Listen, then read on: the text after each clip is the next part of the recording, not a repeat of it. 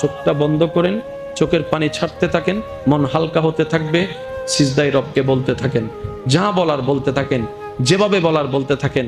মনে রাখবেন আপনার সেই মনের বেতার ভাষা হতে পারে আপনার রক্ত বুঝবে না, আপনার ভালোবাসার মানুষ বুঝবে না, আপনার প্রিয় মানুষ বুঝবে না, কিন্তু আপনি যেভাবেই বলেন না কেন আপনার প্রত্যেকটা শব্দ আপনার রব্বুল আলামিন বুঝবেই বুঝবে। সুবহানাল্লাহ। আপনি যখন ওনাকে দুঃখের কথা বলবেন, উনি আপনার দুঃখটাকে হালকা করে দিবে। সেই দুঃখের খবর প্রকাশ করে আপনাকে কখনো বেইজ্জত করবে না।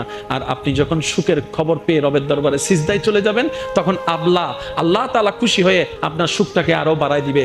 লা ইন শাকারতুম লা আযীদান্নাকুম আয়াতের উপর আমল হয়ে যাবে। আপনি শুকরিয়া করতে থাকবেন, সুখটাকে বাড়তে থাকবেন, সুখের কথা বলতে থাকবেন, রব্বুল আলামিন দেখে দেখে আপনার সুখও বাড়ায় দিবে, শান্তিও বাড়ায় দিবে। বলেন না সুবহানাল্লাহ।